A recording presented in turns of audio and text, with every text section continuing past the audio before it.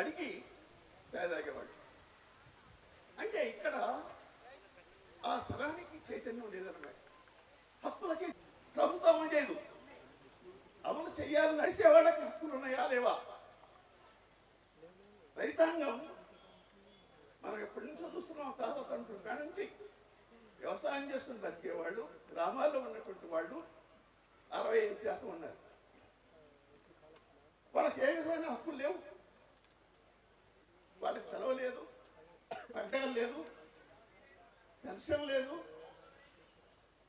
నీకింత నీ శ్రమ కింద ఇస్తామనేటువంటి గ్యారంటీ లేదు. వాడు పండిన పంట వ్యాపారస్తుడు నిర్ణయిస్తాడు ధర. వాడు ఏది కొనాలన్న మార్కెట్లో వ్యాపారస్తులు చెప్పిన ధర కొనాలి. ఇది న్యాయమేనా? అందరూ ధర నిర్ణయించుకుంటున్నప్పుడు రైతులు తమ పంటకు ఎందుకు న్యాయమైన ధర అడగకూడదు? దానికోసమే రైతులు గత 3 సంవత్సరాలుగా 4 సంవత్సరాలుగా పోరాటం చేస్తున్నారు. మొత్తం వ్యవసాయాన్ని కార్పొరేట్ సంస్థలు అప్పగించడానికి 3 చట్టాలు తీసుకొస్తే 13 నెలలు లక్షల మంది ఢిల్లీలో ఆందోళన చేసి చలి గడ్డగట్టే చలి, విపరీతమైన వర్షాలు, కింద కాలు పెడితే నీళ్ళే. అటువంటి సందర్భంలో కూడా దాదాపు 800 మంది ఆ సరిహద్దుల్లో చనిపోయారు, ఆ ధర్నా శిబిరాల్లో. అయినా వాడు పోలా. ఈ చట్టాలు రద్దు చేయాలి, చేయించుకున్నారు పోరాడి. అది హక్కుల ఉద్యమం అంటే. రైతాంగం, వ్యవసాయ రంగం తీవ్రమైన సంక్షోభంలో ఉన్నాయి అని ప్రభుత్వం అంగీకరిస్తుంది. గ్రామీణ ప్రజల ఆదాయాలు తగ్గుతున్నాయి, పెరగటలేదు అని అన్ని నివేదికలు చెబుతున్నాయి. వాడు పండిన పంటకు గిట్టుబాటు ధర చక్కని కావాలని అడుగుతున్నారు.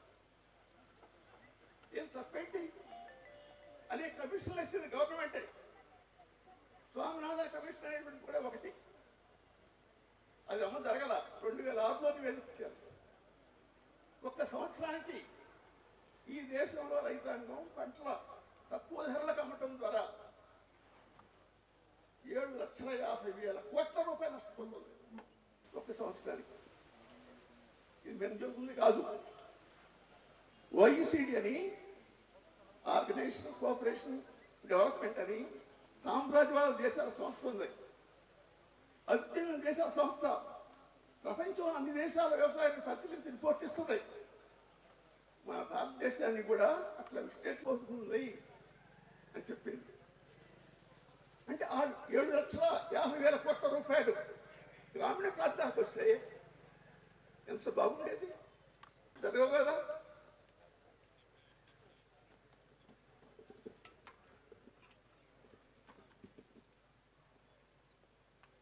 తీవ్రమైనటువంటి సంక్షోభంలో ఉంది.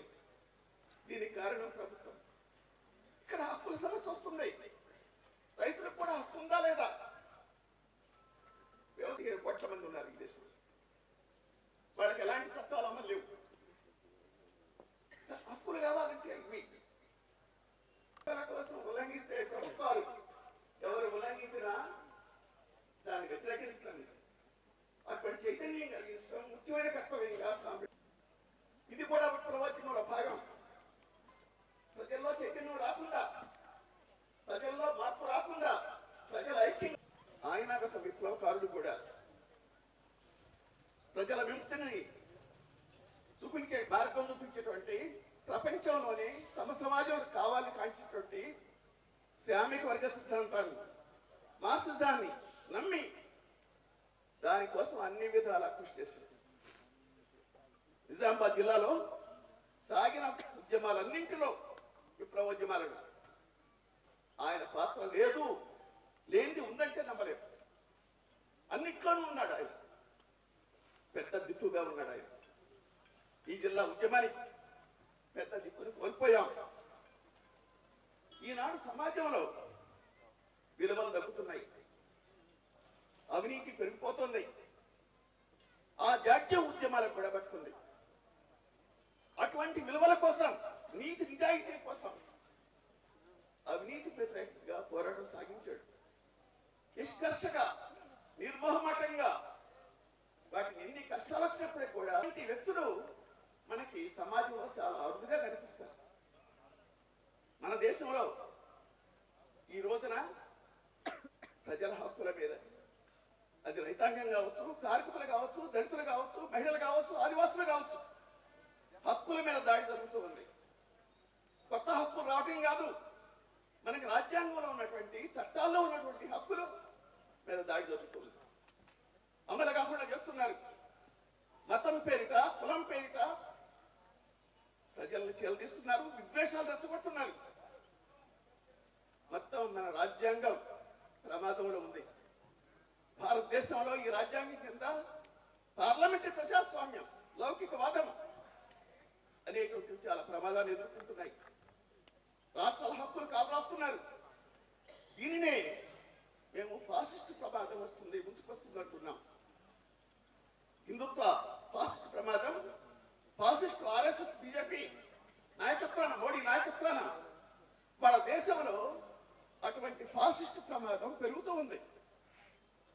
మన హక్కులకు, మన ఉపాధికి, మన బ్రతుకు భవిష్యత్తుకు ప్రమాదం వచ్చి వస్తుంది. ప్రజల ఐక్యం కావాలి, ప్రజలు చీలిపోకూడదు. అందుకోసం అనేక కుతంత్రాలు పక్కన పెట్టి సృష్టిస్తున్నారు, కొట్లాట్లు పెడుతున్నారు. వాటన్నిటిని కూడా అర్థం చేసుకోవాలి. ఈ సందర్భంలో హక్కుల ఉద్యమం అనేటువంటిది చాలా ప్రాధాన్యత కలిగినటువంటిది. ఈనాడు దేశంలో హక్కుల ఉద్యమం కానీ, విప్లవోద్యమాలు కానీ, ప్రజాస్వామిక ఉద్యమాలు కానీ బలహీనంగా ఉన్నాయి. అందుకోసమే ఐక్యం కావాలి, అందరూ కలిసి ఉద్యమించాలి. అది మాధవరావుకు మనం అర్పించే నిజమైనటువంటి శ్రద్ధాంజలి. అటువంటి ఐక్య ఉద్యమాలను మనం ముందు తీసుకుపోవాలి. మాధవరావు తన జీవితాంతం ప్రజల కోసం ఆలోచించాడు, ప్రజల కోసం జీవించాడు, ప్రజల హక్కుల కోసం కృషి చేశాడు. ఆయన స్ఫూర్తిగా ఆదర్శవంతంగా తీసుకొని కృషి చేయాలని ఆయన కలలుగన్నా సమాజం స్థాపించేంత వరకు కూడా ఆశయాన్ని ముందుకు తీసుకుపోవడానికి సిపిఎంఎల్ న్యూ డెమోక్రసీ కృషి చేస్తుందని ఈ సందర్భంగా మాధవరావు గారికి విప్లవ జోహార్లు చెప్తూ, వాళ్ళ కుటుంబానికి, మీనాకు, స్మైలీ కుసుమలకు కూడా సంతాప సానుభూతిని తెలియజేస్తూ, మీరందరూ కూడా దయచేసి మాధవరావుకి శ్రద్ధాంజలి ఘటిస్తూ ఒకసారి నిలవాలని, నిలబడి మనం శ్రద్ధాంజలి ఘటించాలని విజ్ఞప్తి చేస్తున్నాం.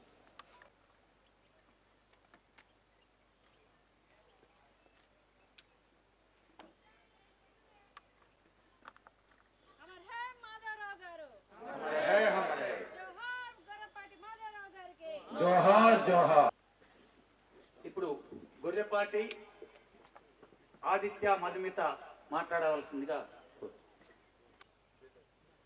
మూవీ చూసేటప్పుడు నాన్న కళ్ళల్లో ఒక బాధ చూశాను, అది భరించలేకపోయాను. అంటే ఎన్ని ఉన్నాయో నాన్న దగ్గర చెప్పడానికి, కానీ నాకు తెలుసులే నాన్న, నేను చూసుకుంటాను అని ఎప్పుడు అనేదాన్ని. ఒక ఇన్సెక్యూరిటీ, ఒక బాధ, ఒక భయం.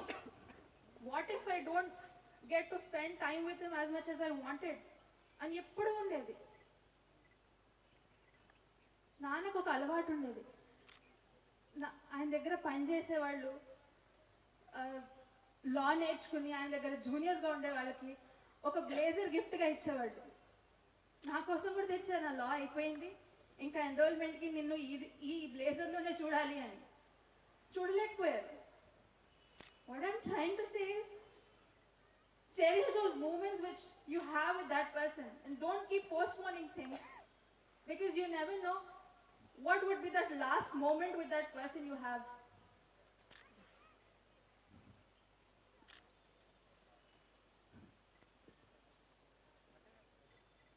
He was an umbrella who anyone in need was welcome to have that shade.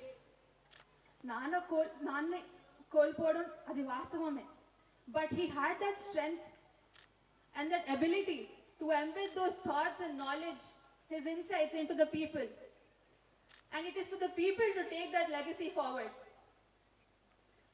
అందరికీ తండ్రి ఉంటాడు, నాకు ఉన్నారు, కానీ అలాంటి మనిషి నా తండ్రిగా, నేను ఆ మనిషి కూతురుగా పుట్టడం అంతకన్నా పెద్ద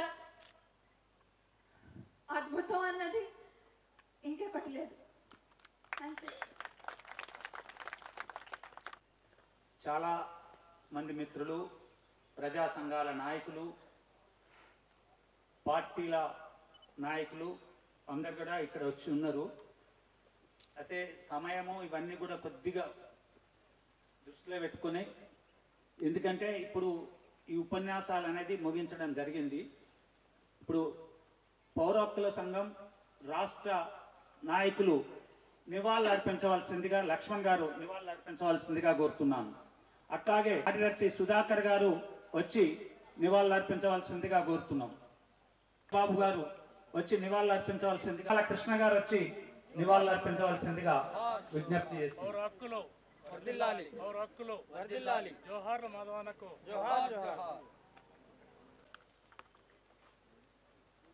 అట్లాగే ఐఎఫ్టియు నాయకులు, ఈ జిల్లా అధ్యక్షుడు మాధవాన్ని చర్చించుకునే కామ్రేడ్ బచ్చు భూమన్న వచ్చి నివాళులు అర్పించవలసిందిగా విజ్ఞప్తి చేశాను. బచ్చు భూమన్న. ప్రగతిశీల బీడీ వర్కర్స్ యూనియన్ రాష్ట్ర కార్యదర్శి కామ్రేడ్ సూర్య శివాజీ వచ్చి నివాళులు అర్పించవలసిందిగా కోరుతున్నాను. అట్లాగే ప్రగతిశీల బీడీ వర్కర్స్ యూనియన్ నాయకుడు కామ్రేడ్ వేణుగోపాల్ సార్ వేదిక మీదకి రావాల్సిందిగా కోరుతున్నాను. మాధవన్న మిత్రుడు, మాకందరికి ఒక అండ ఉన్న సమస్య ఉంది హైదరాబాద్ లో అన్న కాలేజీలా అని అంటే, మన వినయ్ ఉన్నాడు, నివాళులు అర్పించవలసిందిగా కోరుతున్నాను. అట్లాగే జగన్నాథం సార్ అడ్వకేటు వచ్చి, అట్లాగే గొర్రపాటి అరుణ గారు వచ్చి నివాళులు అర్పించవలసిందిగా విజ్ఞప్తి చేస్తున్నాను. అమ్మా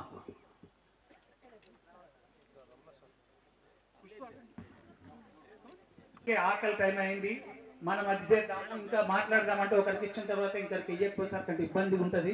దయచేసి నన్ను క్షమించాలని చెప్పేసి విజ్ఞప్తి చేస్తూ,